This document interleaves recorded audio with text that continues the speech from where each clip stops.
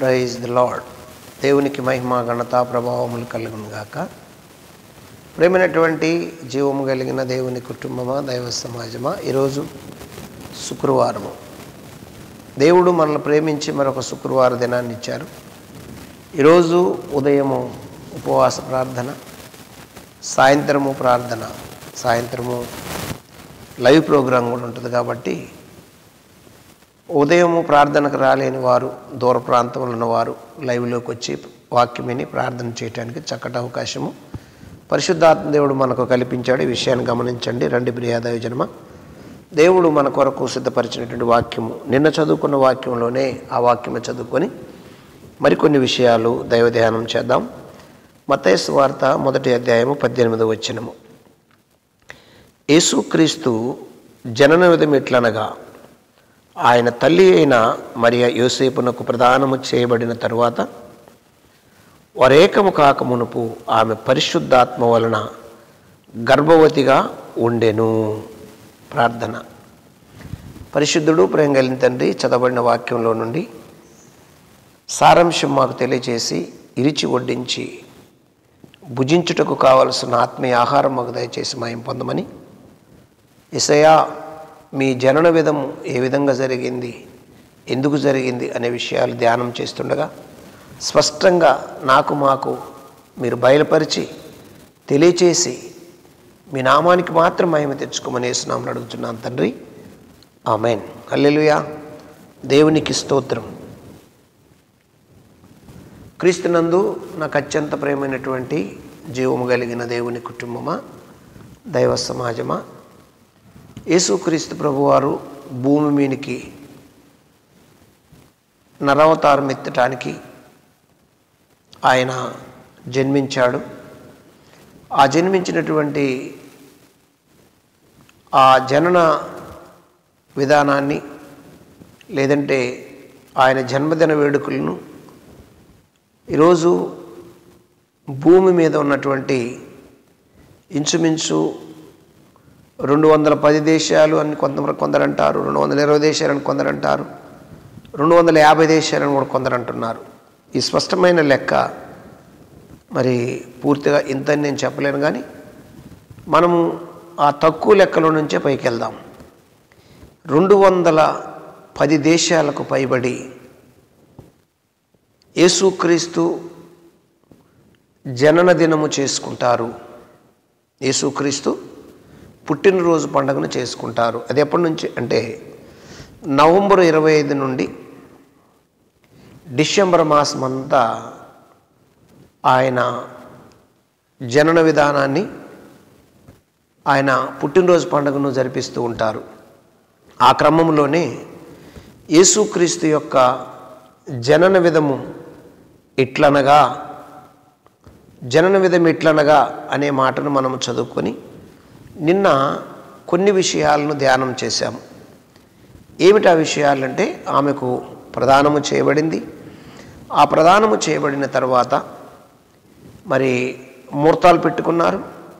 ముహూర్తాలు పెట్టుకున్న తర్వాత ఆ మధ్య వ్యవధిలో డేట్ ఒకటి పెట్టుకున్నారు. ఫలాని డేటుకు వివాహం జరుగుతుంది. ఇప్పుడు ఈ కన్యక ఈ పురుషునికి వివాహము చేయటానికి, వీరిద్దరు ఒక కుటుంబంగా కట్టబడటానికి పెద్దలు నిర్ణయించి ప్రదానము చేసి మరి ఫలాని రోజు పెళ్లి జరుగుద్దని ఒక డేట్ పెట్టుకున్నారు.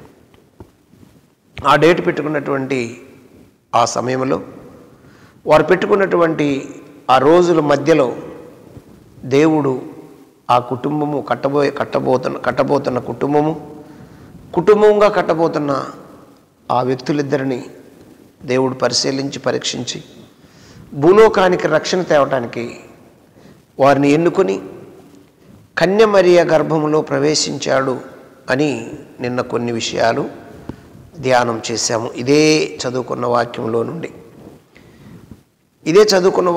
నుండి ఆయన పుట్టుక అందరిలాగా లేదు. పరిశుద్ధాత్మ ద్వారా ఆయన జన్మించాడు. పరిశుద్ధాత్మ మరేను ఆవరించినప్పుడు పరిశుద్ధాత్మ ద్వారా గర్భం ధరించిందని దేవుని దూత యోసేపునకు స్వప్నమందు తెలిపి, నువ్వు భయపడకు అని చెప్పి, పరిశుద్ధాత్మ ద్వారా గర్భం ధరిస్తుంది, ఆయనకి యేసు అని పేరు పెట్టు అనే మాటలు ధ్యానం చేశాం. అయితే యేసు ప్రభు పుట్టడానికి పరిశుద్ధాత్మ ద్వారా మరియమ్మ గర్భం ధరిస్తే, ఈరోజు ఆ పరిశుద్ధాత్ముడు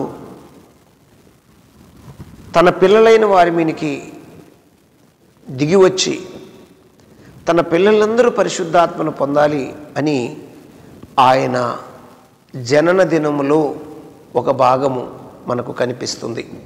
మనం చదువుకున్నటువంటి వాక్య భాగంలో ఏముందంటే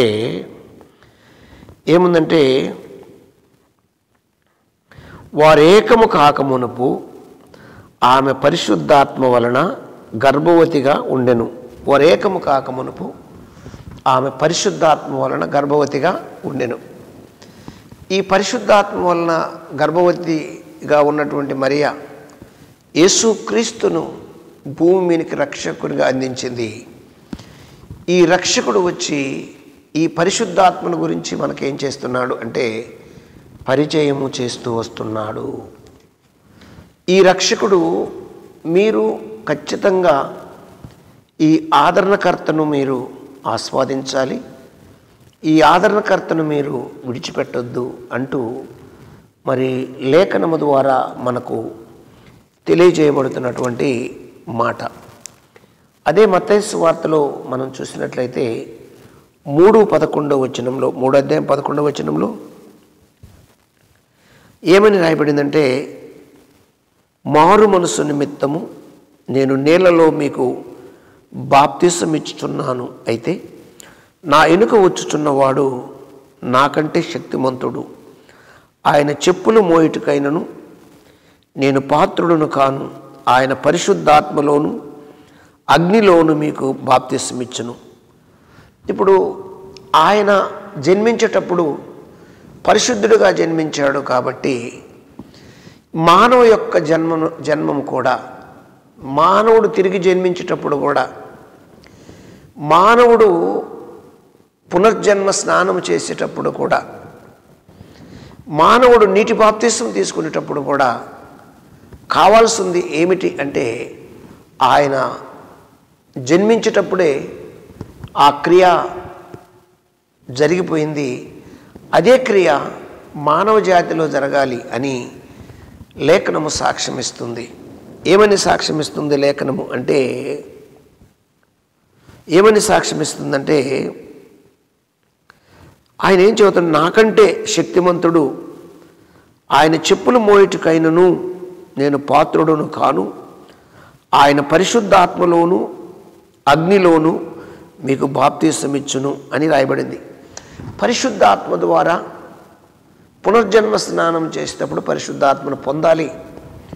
పొందటానికే దేవుడు పరిశుద్ధుడుగా వచ్చాడు, పరిశుద్ధాత్మను పొందాడు, పరిశుద్ధాత్మ ఆవరించినప్పుడు యేసుప్రభు జన్మించాడు అని లేఖనము సాక్ష్యం ఇచ్చుచున్నది.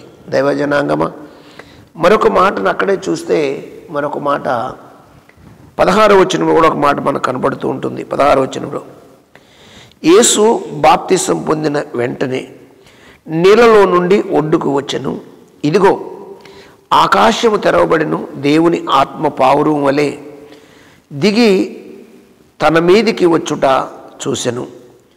దేవుని ఆత్మ పావురం వలె దిగి తన మీదికి వచ్చుట చూసెను అంటే ఈ మానవుడు పునర్జన్మ స్నానం చేసేటప్పుడు, బాప్తిసం అనే స్నానం చేసేటప్పుడు, తిరిగి జన్మించేటప్పుడు ఆత్మను పొందాలి, పరిశుద్ధాత్మ బాప్తిసం పొందాలి అని లేఖనము సాక్ష్యం ఇచ్చుచున్నది.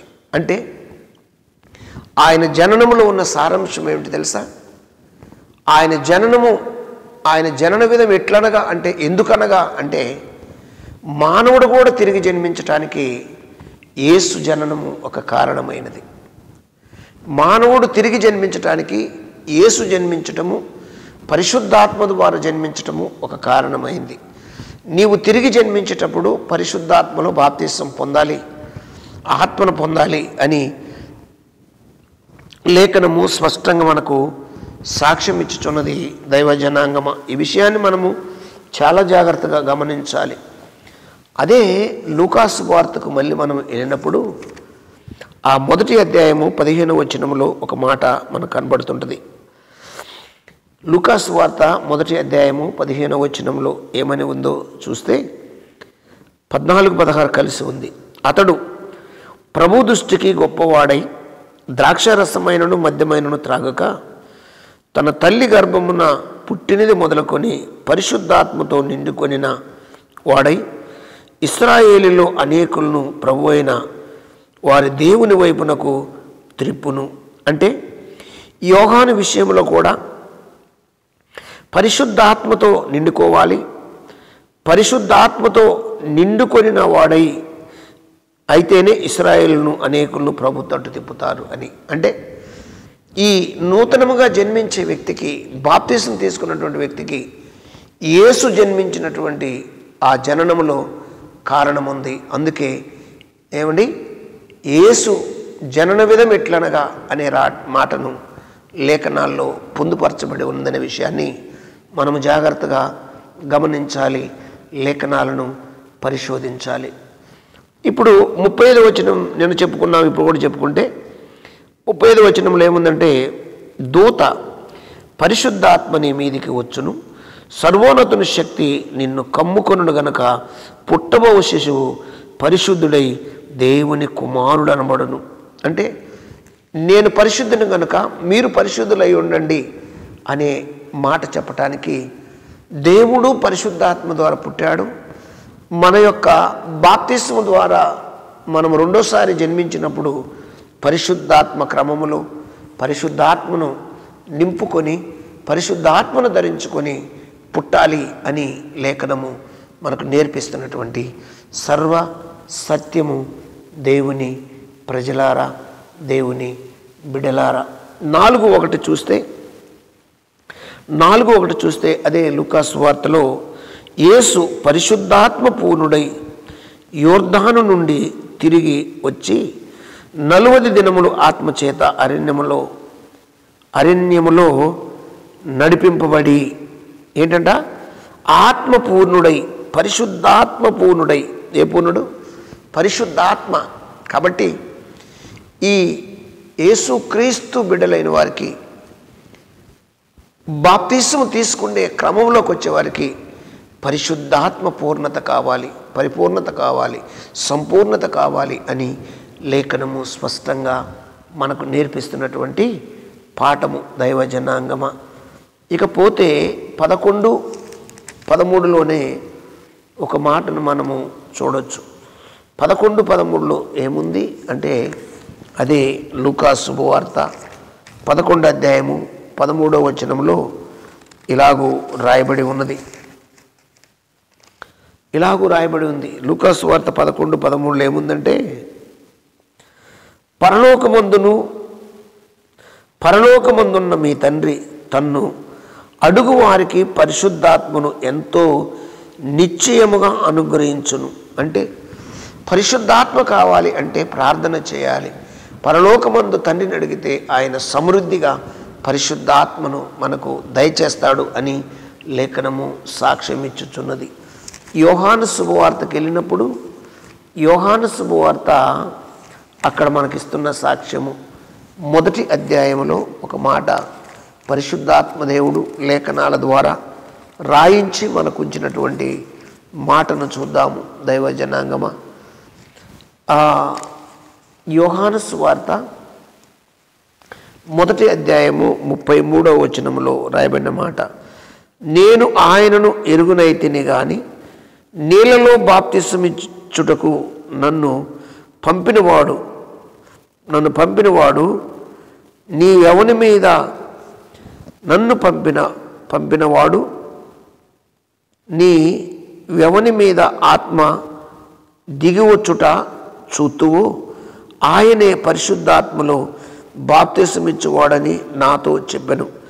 అంటే పరిశుద్ధాత్మను బాప్తిసమిచ్చువాడు ఎవరు అంటే, ఈ పరిశుద్ధాత్మను పురస్కరించుకొని పరిశుద్ధాత్మను పొంది పుట్టినటువంటి వ్యక్తి, ఆయన పేరే నజరేయుడైన యేసుక్రీస్తు ప్రభువారు అనే విషయాన్ని మనము జాగ్రత్తగా అర్థం చేసుకోవాలి లేఖనాల ద్వారా.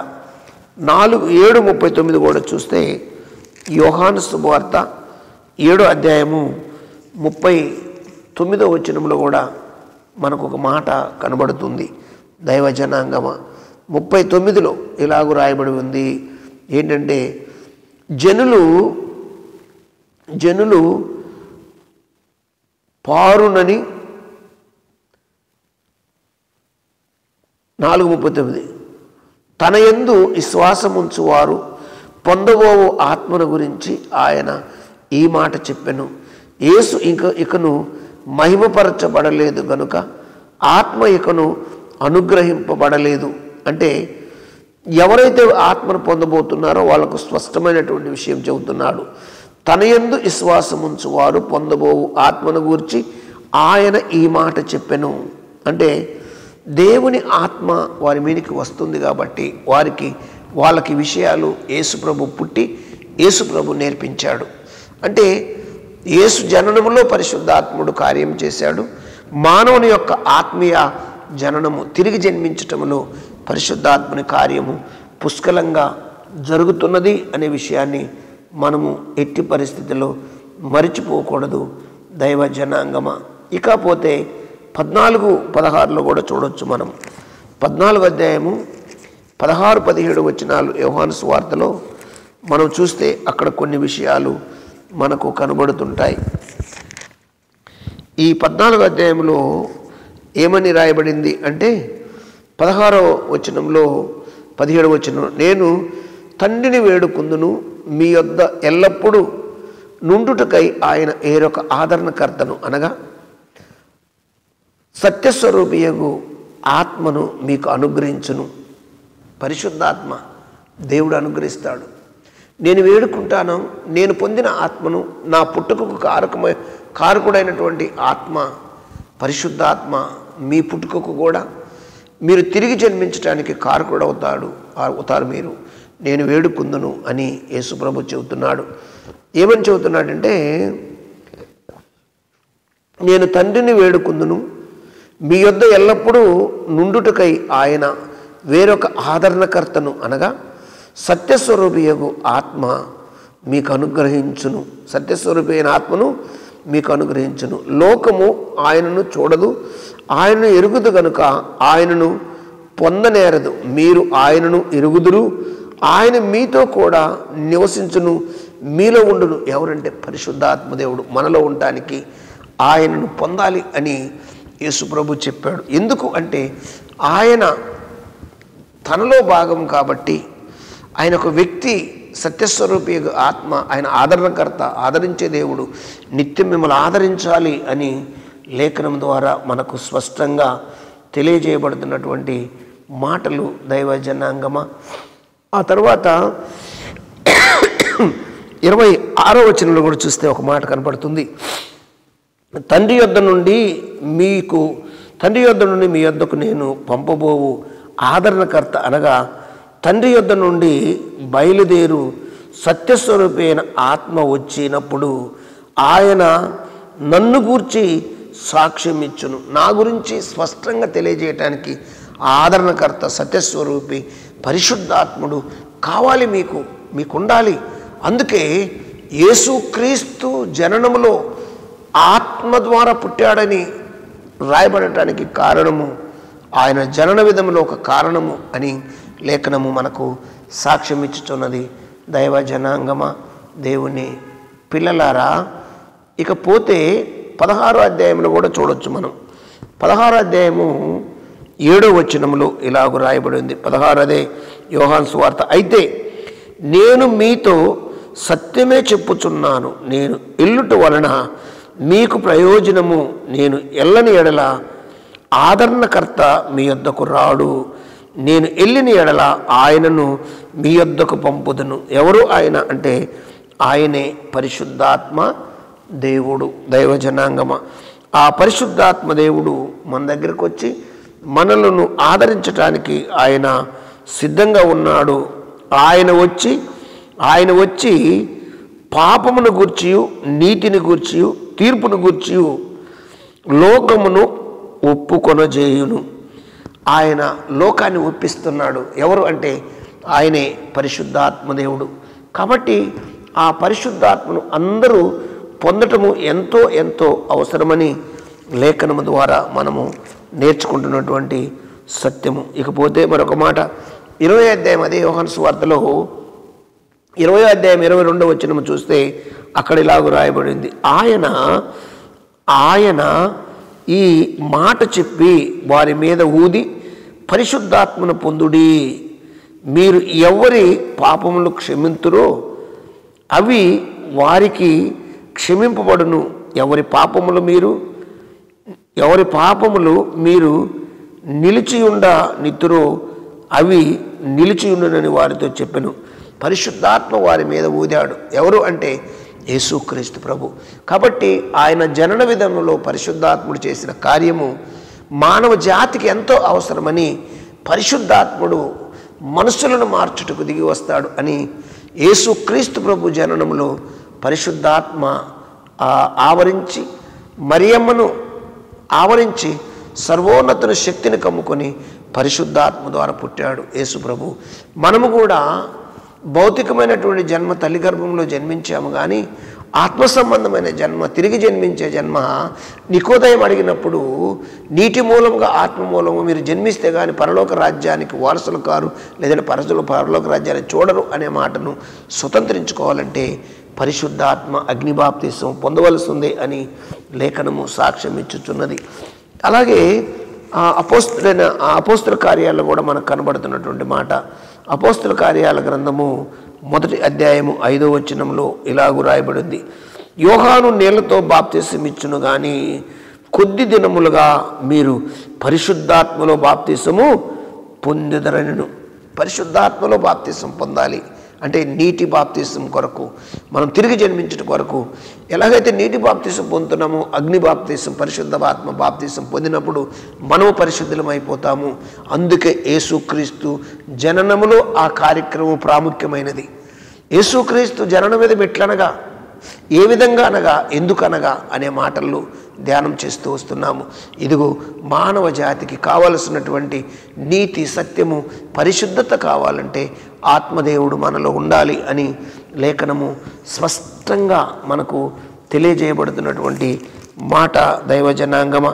అక్కడ 8వ వచనం కూడా చూస్తే, అయినను పరిశుద్ధాత్మ మీ మీదికి వచ్చినప్పుడు మీరు శక్తి నొందుదురు గనుక మీరు యెరూషలేములోను యూదయ సమరయ దేశమంతటా బూదిగంతముల వరకు నాకు సాక్షులయ్యుందురని వారితో చెప్పెను. దేవునికి స్తోత్రం కలుగును గాక. ఇది ఆత్మ ద్వారా ఏమంటే, అయినను పరిశుద్ధాత్మ మీ మీదికి వస్తాడు. అది వచ్చినప్పుడు మీరు అన్ని చోట్లకి వెళ్ళి అంతలక్క నా గురించి బోధిస్తారు, నా గురించి చెబుతారు అని లేఖనము సాక్ష్యం ఇచ్చుతున్నటువంటి మాట.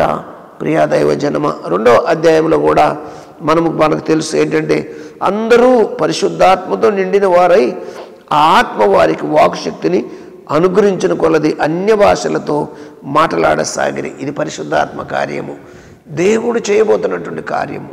అందుకే ఆయన జననములో పరిశుద్ధాత్మ ఇన్వాల్వ్ అయ్యి, ఆయన పుట్టుకలో పరిశుద్ధాత్ముడు ఇన్వాల్వ్ అయి వచ్చి దిగి వచ్చినటువంటి మాటలు మనకు తెలియచేయబడుతున్నాయి దైవజనాంగమ. ఇకపోతే 38వ వచనంలో కూడా మనం చూడొచ్చు. అందులోనే ఆ 2వ అధ్యాయం 38వ వచనంలో ఏమనుందంటే, 38వ వచనంలో పేతురు మీరు మారు మనసు పొంది పాపక్షమాపణ నిమిత్తము ప్రతివాడు యేసుక్రీస్తు నామమున బాప్తిసం పొందుడి, అప్పుడు మీరు పరిశుద్ధాత్మను వరము పొందుదురు. మారు మనసు పొంది బాప్తిసం పొందినప్పుడు ఏం జరుగుతుంది అంటే పరిశుద్ధాత్మ వరము, పరిశుద్ధాత్ముడు అవసరము. పరిశుద్ధాత్ముడు లేకుండా ఏ పని జరగదు అనే విషయాన్ని మనము చాలా జాగ్రత్తగా అర్థం చేసుకొని నేటి కాలంలో పరిశుద్ధాత్ముడు మనలో ఉండి కార్యము చేస్తున్నాడు అనే విషయాన్ని మరిచిపోకూడదు దైవజనాంగమ.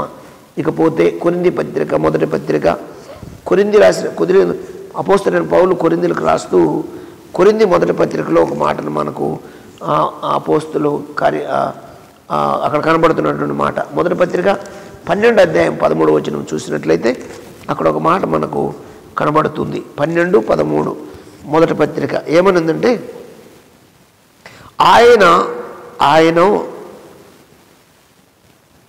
ఏలయనగా యూదులమైనను గ్రీసు దేశస్థులమైనను దాసులమైనను స్వతంత్రులమైనను మనందరము ఒక్క శరీరములోనికి ఒక ఆత్మ యందే బాప్తిస్మము పొందితిమి. మనందరము ఆ ఒక ఆత్మనే పానీయము చేసిన వారమైతిమి అన్నాడు. ఆత్మలోనే ఒక ఆత్మలోనే ఆత్మే పరిశుద్ధాత్మ. ఆ పరిశుద్ధాత్ముడే యేసు ప్రభు పుట్టుకకు కారణమయ్యాడు. యేసుక్రీస్తు జననం ఎట్లనగా అని రాయబడినటువంటి మాట పరిశుద్ధాత్మ ద్వారా పుట్టాడు. మనము కూడా మానవ జాతి అనేవారు ఎలా పుట్టాలి అంటే పరిశుద్ధాత్మలో పుట్టాలి అని లేఖనము సాక్ష్యం ఇచ్చుతున్నది. కాబట్టి ఇంకా మీరు తర్వాత చదువుకోండి, చాలా వాక్యాలు చెప్పాను కదా. గలతీ 3:14 చదువుకోండి, ఎపిసి 5:18 చదవండి.